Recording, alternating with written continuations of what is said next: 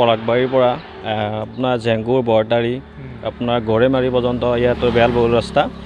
এই ৰাস্তাটোৰ প্ৰায় মানে দৈনিক নিশা প্ৰায় 50,000-ৰ পৰা 1 লাখমান মানে গাড়ী চলে আৰু মানে এনেকুৱা অৱস্থা হৈছে মানে ৰাস্তাটোৰ ৰৌ কাষে মানে যে আপোনাৰ 2 ফুট 3 ফুট মানে জাগা থাকে সেইখিনি অতি মানে জংঘলে আৱৰি ধৰিছে।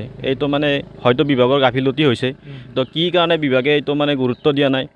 আমি এইটো দাবী কৰিব বিচাৰোঁ যে মানে এই বিভাগটো অতি সোনকালে যিবিলাক মানে আৱৰ্জনা আছে ৰাস্তাৰ দুকাষে অতি শীঘ্ৰে মানে চাফা কৰিব লাগে, অন্যথা মানে নহ'লে মানুহৰ মানে বহুত বিপদৰ সন্মুখীন হ'ব পাৰে। আৰু এইটো মানে আমাৰ যোনটো বিষাক্ত মানে উদ্ভিদ এইটো আপোনাৰ আমাৰ কৃষি পথাৰত বৰ্তমান চৰ এলেকাত বহুত হৈছে। এইটোৰ ফলত মানে বহুতো ডাঙৰ মানে বিজ্ঞানীকে অলৰেডি পৰীক্ষা কৰিছে, তাত ডাঙৰ বীজাণু মানে কেঞ্চাৰ পৰ্যন্ত হয় বুলি আমি গম পাইছোঁ। এইটো দাবী কৰিব বিচাৰোঁ যে কৃষি বিভাগে যিবিলাক পথাৰত মানে এনেকুৱা ধৰণৰ উদ্ভিদ জন্ম হৈছে তেওঁলোক অতি শীঘ্ৰে মানে বিষাক্তবিলাক মাৰিব লাগে, সেইটো ব্যৱস্থা কৰিব লাগে। চিপছ আৰু চয়াবিন মানে এইফালে যাম আপোনাৰ ডাইৰেক্ট কুকুৰমাৰা হৈ এনেকৈ ওলাই গৈছে। ৰাস্তাটো খুব ব্যস্ত ন, এইবিলাক বন বেছি ওলাই আছে এই টাৰ্ণিংটোত। সেই চাইডৰ পৰা আহিলেও আপোনাৰ দেখা নাপায়, এই চাইডৰ পৰা গ'লেও দেখা নাপায়।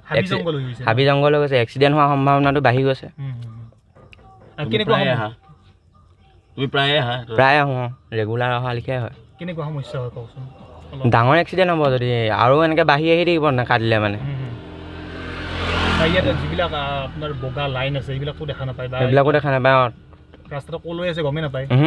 এইটো চাওক কিমান ৰাস্তালৈ ওলাই আহিছে আপোনালোকে চাওক বাৰু।